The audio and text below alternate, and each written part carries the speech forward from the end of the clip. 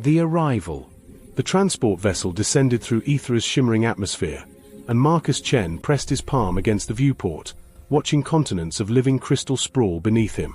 3 years of diplomatic training hadn't prepared him for the beauty of this world, or the knot of anticipation in his stomach. "Ambassador Chen," the pilot announced, "we're approaching the Skyhold Gardens." Marcus straightened his formal jacket, running through his briefing files one last time. The Erini people, advanced, peaceful, and frustratingly enigmatic. His mission was simple on paper: negotiate mining rights for the rare stellarium crystals that powered half the known galaxy. In reality, 6 previous envoys had returned empty-handed, unable to penetrate the Erini's polite but impenetrable courtesy. The landing platform materialized from mist, a disk of polished opalescent stone floating among clouds. As Marcus descended the ramp, the air itself seemed alive, humming with a frequency he felt in his bones. A delegation awaited him, their flowing garments catching light like captured auroras. High Minister Viranaran stepped forward, his silver-streaked hair braided with luminescent threads. "Ambassador Chen, welcome to Aethera. We hope your journey was pleasant." Marcus bowed in the Erini fashion, hand over heart. "The honor is mine, Minister. Your world is breathtaking." "Come," Viran gestured toward the gardens beyond. "We've prepared a traditional welcoming ceremony." They walked through corridors of flowering vines that glowed softly, responding to their presence. Other Erini joined the procession, their curious gazes following Marcus with an intensity that made him hyper-aware of every gesture. He was wondering how to break through their formality when everything changed. A figure emerged from behind a curtain of cascading waterflowers, a young woman with dark copper hair that seemed to hold starlight. Her eyes, an impossible shade between violet and silver, locked onto his with startling directness. Before Marcus could react, she crossed the distance between them in 3 swift steps. Her fingers closed around his wrist with surprising strength. "Excuse us," she announced to the stunned delegation, her voice carrying an authority that brooked no argument. She pulled him through an archway into a private alcove where crystalline walls reflected their images in infinite repetition. The sounds of the ceremony faded, replaced by his own thundering heartbeat. She released his wrist but stepped closer, invading his space with deliberate intent. This close, he could see patterns shifting beneath her skin like moving constellations, could smell something like night-blooming jasmine and ozone. "Tonight," she whispered, her breath warm against his ear, "you belong to me." Marcus's training evaporated. Who are you?" Her lips curved into a smile that was equal parts mischief and challenge. "Lissa. And you, Marcus Chen, are far more interesting than your predecessors." The challenge. Marcus found his voice, though his pulse still raced. "That's quite a greeting. Does your father know you kidnap diplomats during welcoming ceremonies?" Lissa's laugh was like wind chimes in a storm. "My father sent 6 guards to find us 3 minutes ago. They're currently very confused about which corridor we took." She circled him slowly, studying him with unnerving focus. "Tell me, Ambassador, why are you really here?" "The official reason is—" "I know the official reason," she interrupted, trailing her fingers along the crystalline wall. It pulsed with soft light at her touch.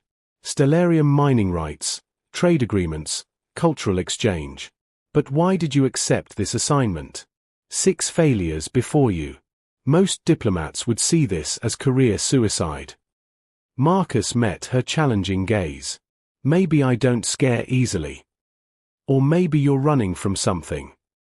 She tilted her head, those impossible eyes seeming to look through him. "You volunteered for this mission 2 days after your engagement ended. Public records are fascinating." Heat crept up his neck. "That's not relevant." "Everything is relevant." Lissa moved closer again, close enough that he could see the tiny luminescent freckles dusting her cheekbones. "My people read emotions like you read facial expressions. Your diplomatic smile hides curiosity, determination, and a wound you think no one can see. That makes you different. Honest, even when you're trying not to be." "And what about you?" Marcus found himself leaning in, drawn by her intensity. "Why pull me away from the ceremony? What do you want?" To see if you're worth the risk. She reached up, her fingertips hovering just above his temple. May I? What? Answer the question, Marcus. Yes or no? Something in her tone, vulnerability beneath the boldness, made him nod. Yes. Her fingers touched his skin, feather-light, and the world shifted. Not visually, but he suddenly felt her presence in a way that defied description. Her amusement, her fierce protectiveness, her curiosity about him mixing with his curiosity about her. It lasted only a heartbeat before she pulled away, breathing harder. You're not afraid of us, she whispered, wonder coloring her voice. Everyone else is, underneath their politeness. But you. I'm terrified, Marcus admitted. But not of you. Of failing. Of proving everyone right who said I wasn't ready for this. Lissa's expression softened. Come with me. There's something you need to see before tomorrow's negotiations. She led him through hidden passages to a balcony overlooking Aethra's capital. The city floated in sections, connected by bridges of solid light. But Marcus's breath caught at something else. Massive mining scars visible on the distant mountains, wounds in the crystalline landscape. 20 years ago, we made an agreement with the Korvax Consortium, Lissa explained, her voice tight. They promised minimal impact. Instead, they devastated an entire region, poisoned our underground aquifers, and left when the easy deposits ran out. 3 settlements had to be abandoned. Marcus stared at the destruction. I didn't know. That wasn't in any briefing. Because we've kept it quiet. Admitting vulnerability invites more exploitation. She turned to him, and he saw the weight she carried. My mother, the High Minister's wife, died trying to heal the poisoned waters. Her empathic abilities couldn't filter that much toxicity. So you understand why my father greets every ambassador with courtesy and sends them home empty-handed. But you brought me here. Why? Because I sensed something when you arrived, genuine wonder, not greed. And because... She hesitated, a crack in her confidence. Because we're running out of time. There's something my father doesn't know yet. Before she could continue, shouts echoed from below. Lissa grabbed his hand. We need to move. Now. They ran through the gardens as figures in dark armor materialized from the shadows. Not Erani, their movements were too harsh, mechanical augments glinting beneath their suits. Who are they? Marcus gasped. The faction who wants my father to accept the Korvax Consortium's new proposal. They don't appreciate interference. Lissa pulled him into a chamber filled with flowering trees, their blossoms providing cover. She pressed him against a trunk, her body shielding his, her hand over his mouth. The hunters passed within meters. Marcus could feel Lissa's heartbeat against his chest, rapid and strong. Their eyes met in the dim light, and he saw fear there, not for herself, but for him. When silence returned, she didn't immediately move away. This is why I said you belong to me tonight, she murmured. Because choosing to trust you might have just made you a target. And I protect what's mine. The revelation. They remained hidden until Lissa's breathing steadied. Marcus became acutely aware of how perfectly she fit against him, how her warmth seeped through his formal jacket. When she finally stepped back, the loss of contact felt like a physical ache. Your place or mine? Marcus tried for levity, though his hands trembled. Lissa's surprised laugh broke the tension. You make jokes when you're frightened. Noted. She took his hand again, a gesture that was becoming familiar. My quarters. They won't search there yet. Her rooms occupied a tower that seemed to grow from the palace itself, walls of translucent crystal that showed the stars beyond. Soft light emanated from floating orbs that drifted like lazy fireflies. It was beautiful and alien and somehow intimate. Sit, Lissa commanded, gesturing to low cushions. And tell me everything you know about the new Korvax proposal. Marcus settled onto the cushions, watching her pace. Almost nothing. My briefing mentioned they've requested a return to negotiations, but no details. That's part of what I'm here to assess. They want the Deep Veil Caverns. Lissa stopped pacing, her hands clenched. It's the largest stellarium deposit on Aethera. It's also directly beneath our main water temple, the heart of our spiritual and ecological balance. If they mine it with their methods, they'll collapse the entire aquifer system. Millions would lose access to clean water. Then your father will refuse. The choice seems obvious. Not when they've offered technology that could cure the singing plague. Lissa's voice cracked. It's been spreading through our outer settlements for 2 years, slowly robbing people of their empathic abilities, leaving them hollow. We've lost hundreds. My younger brother. She turned away, shoulders rigid. Cale stopped recognizing emotions 6 months ago. He's 12, Marcus. He should be learning to shield, to connect. Instead, he's fading. Marcus stood, crossing to her without thinking. Lissa. Don't. She held up a hand, but it shook. If you show me kindness right now, I'll fall apart. And I can't afford to. He stopped, giving her space. What do you need? The question seemed to surprise her. She turned, studying him with those penetrating eyes. I need you to understand why I'm taking such a risk with you. Why tonight matters. She moved to a window, and Marcus joined her, careful to maintain distance. Below, Aethera's twin moons painted the clouds in silver and gold. My abilities are stronger than most, Lissa began quietly.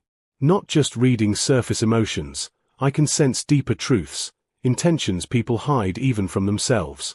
It's rare, valuable, and dangerous, because there are those who would use me as a weapon or a tool. The hunters tonight work for Councillor Drevok. He leads the faction pushing for the Korvax deal. He knows I oppose it, that I've been gathering evidence of their past crimes. She looked at him, vulnerability naked in her expression. But he doesn't know about this yet. She pressed her palm against the window, and the crystal beneath rippled outward. An image formed, data streams, communications, transfer records, evidence of massive bribes, environmental reports that had been buried, testimonies from survivors of the previous mining disaster. I've been building this case for a year, Lissa explained. If I can present it to the full council before the vote, I can stop the deal. But Drevok has spies everywhere. If he discovers what I'm doing before I'm ready, he'll destroy the evidence. And possibly you. Marcus felt cold understanding settle over him. But why tell me? Why risk trusting someone you met hours ago? Lissa turned to face him fully, and he saw her decision crystallize. Because I need help I can trust absolutely. The data is hidden in fragments across Aethera's network. I need someone to carry the master copy off-world, keep it safe until the council convenes in 3 days.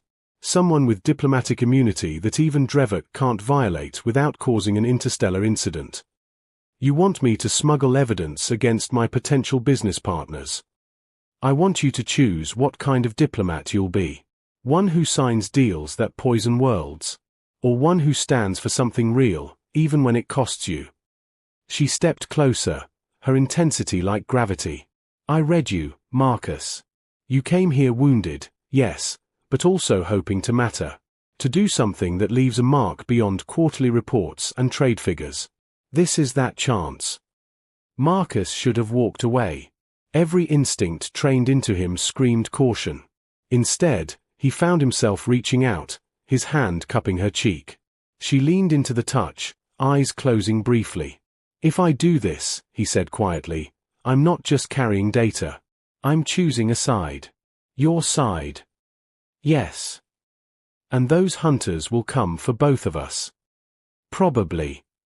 My career could end before it really begins. Lissa opened her eyes, and he saw hope there, fragile and fierce. Or you could help save millions of lives and stop corporations from treating inhabited worlds like resources to be stripped clean. Your choice, Ambassador. He should have needed time to think. Should have demanded guarantees, consulted with his superiors, analyzed every angle. Instead, Marcus heard himself say, show me how to access the data. And then tell me everything about Drevok's security protocols. The smile that broke across Lissa's face was radiant. She surged forward, her arms wrapping around him in a hug that felt like absolution and promise tangled together. Marcus held her, breathing in her scent, feeling the rapid beat of her heart. When she pulled back, her hands remained on his shoulders. "Thank you," she whispered. "For seeing me. For choosing this." "Don't thank me yet," Marcus replied, but he was smiling. "We still have to survive the next 3 days. Then we better get started." But she didn't move away immediately, and neither did he, the space between them charged with something electric and terrifying and right. The breaking point. They worked through the night, Lissa guiding Marcus through Aethra's quantum data networks while teaching him to navigate her world's security systems. Her quarters became a war room, holographic displays casting blue light across their faces as they plotted and planned. "The council convenes at dawn on the 3rd day," Lissa explained, her fingers dancing through light code. "That's when Drevok will push for an immediate vote. We need to present evidence before he can." Marcus studied the encrypted files downloading to his diplomatic secure drive. "What about your father? Can't you just tell him?" Pain flickered across her features. Compromised. Not corrupt, but desperate. Kale is his youngest child, and watching him fade is destroying my father. Drevok has been whispering in his ear, promising that Korvax technology is our only hope. Father wants so badly to believe it that he's stopped asking the right questions. So we go over his head to the full council. And hope enough of them vote with their conscience instead of their fear. Lissa slumped back against the cushions, exhaustion finally showing. "I'm terrified it won't be enough." Marcus moved to sit beside her, close but not touching. "Tell me about Kale.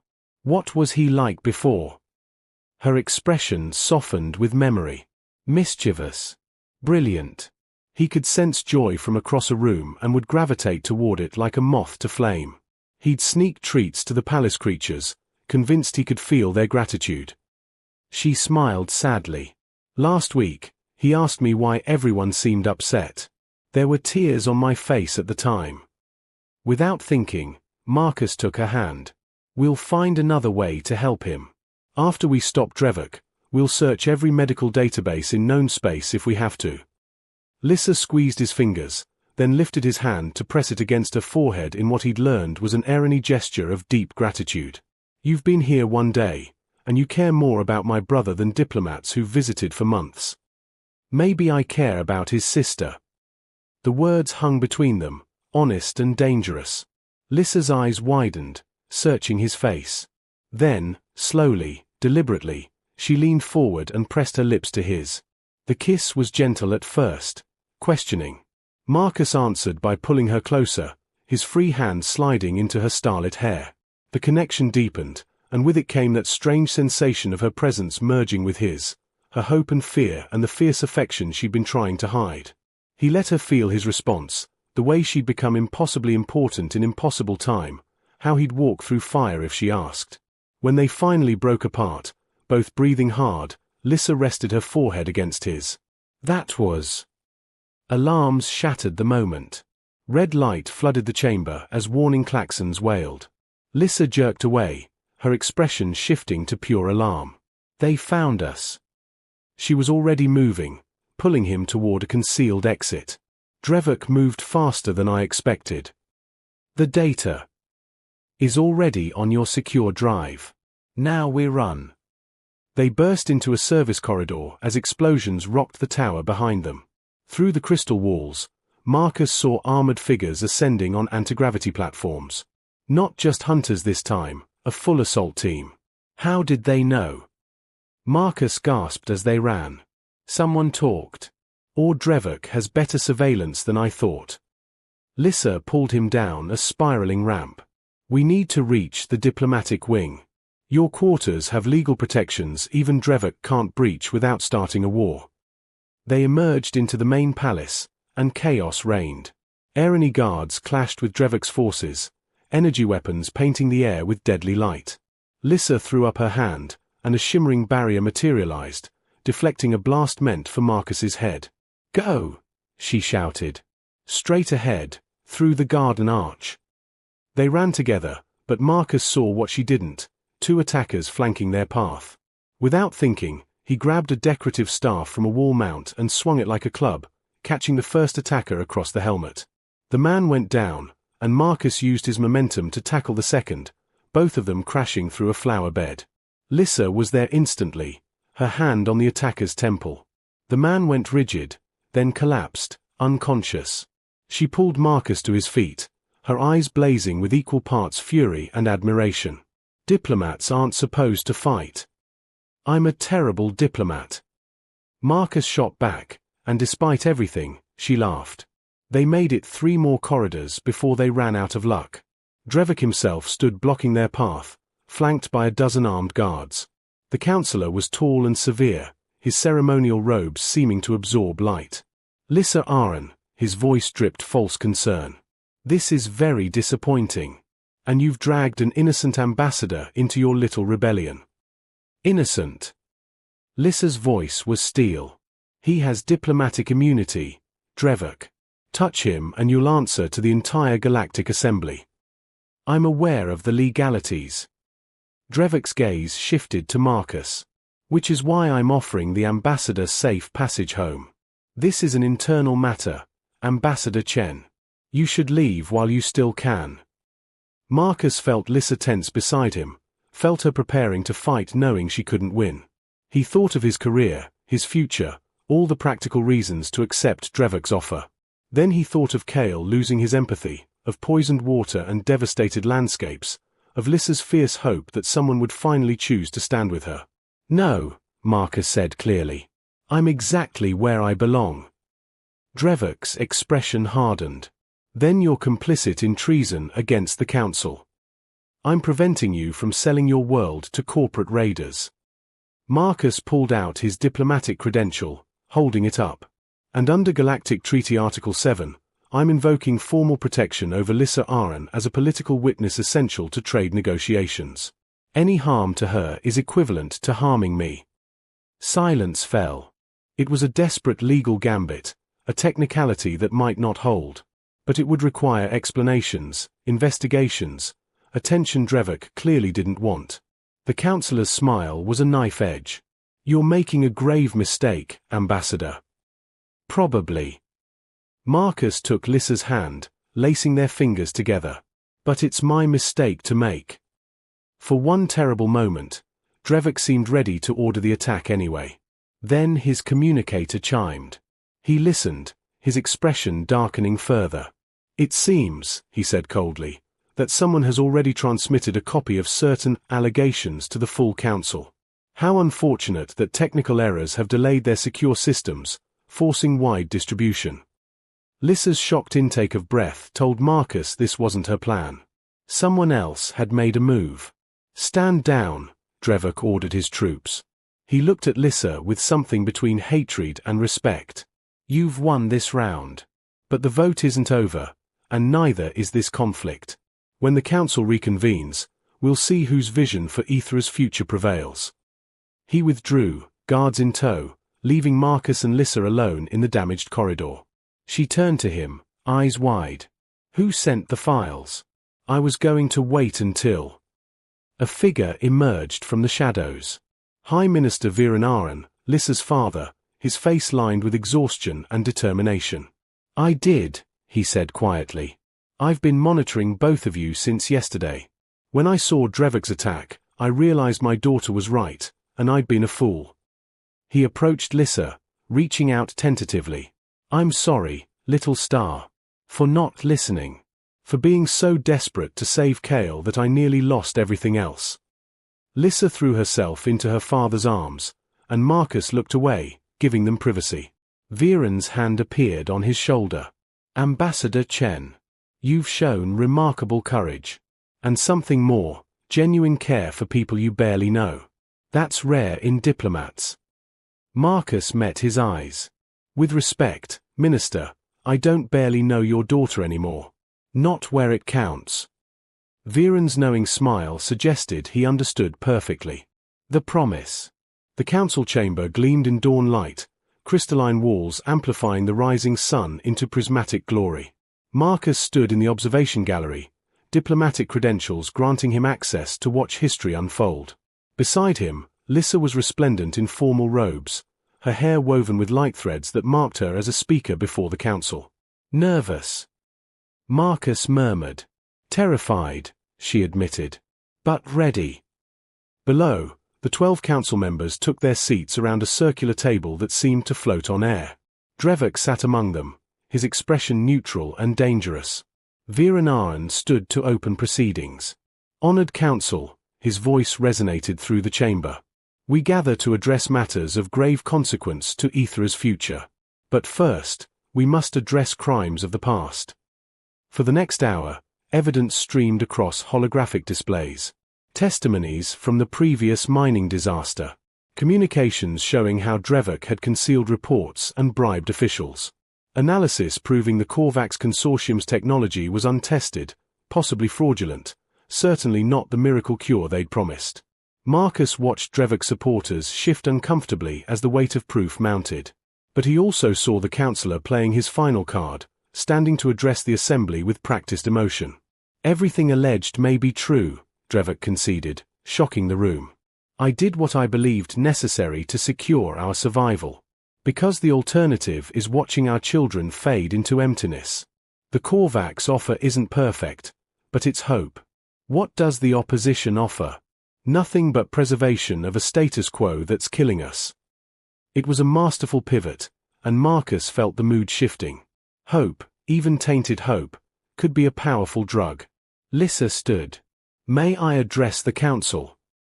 Viren nodded, pride and worry mingling on his features. She descended to the main floor, standing in the center where all could see her. Councillor Drevok is correct that I offer no miracle cure. I can't promise that accepting my evidence and rejecting Korvax will immediately heal the singing plague. Her voice carried clearly, honest and strong. What I can promise is that poisoning our water and collapsing our caverns will guarantee we have no future at all. That trading temporary hope for permanent devastation is not survival, it's suicide. She looked up at the gallery, directly at Marcus. 3 days ago, a human stranger arrived on our world. Within hours, he chose to risk his career, his safety, his life, not for profit or advantage, but because it was right. He reminded me that true strength isn't about having all the answers. It's about refusing to compromise our values when we're desperate. Marcus felt every eye turn toward him, but he only saw Lissa, fierce and beautiful and unbreakable. I propose, she continued, that we reject the Korvax offer and instead petition the Galactic Medical Consortium for assistance with the plague. Yes, it will take longer. Yes, we'll have to admit vulnerability. But we'll do it with our world intact and our integrity preserved. We'll do it together, as we've always survived, not by selling pieces of ourselves, but by holding fast to what makes us Erani. The silence stretched. Then one council member stood, placing her hand over her heart in agreement. Another followed. Then another. When the vote was called, 8 of 12 supported Lissa's proposal. Drevok's faction had lost. The councillor's expression as he left the chamber promised this wasn't over. But for today, Aethera had chosen its own path. Marcus met Lissa in a private garden as celebrations erupted across the palace. She walked toward him slowly, as if afraid he might disappear. You spoke about me, he said softly. In front of the entire council. I spoke the truth. She stopped just before him, uncertain in a way she hadn't been even facing down Drevok's weapons. Marcus, this past 3 days. I know it's been chaos and danger and impossible circumstances. But somewhere in that, He kissed her, cutting off her nervous rambling, pouring everything he couldn't quite articulate into the contact. She melted against him, her hands fisting in his jacket, and that sense of connection flared between them. Her joy, his certainty, their shared wonder at finding this in the midst of political intrigue. When they parted, both smiling, Lissa traced his jawline with gentle fingers. You're supposed to leave tomorrow. Return home, file your report. Supposed to, Marcus agreed. But I'm thinking of requesting an extended diplomatic residency. Aethera needs someone to coordinate with the medical consortium. And I. He caught her hand, pressing a kiss to her palm. I'm not ready to say goodbye to you, You'd stay? Give up advancement back home? I'd stay for the chance to know you without crisis hanging over our heads. To learn your world properly. To see where this goes when we're not running for our lives. He smiled crookedly. Besides, I told you, I'm a terrible traditional diplomat. Maybe I'm better as the kind who builds bridges instead of negotiating extraction rights. Lissa's laugh was joy and relief tangled together.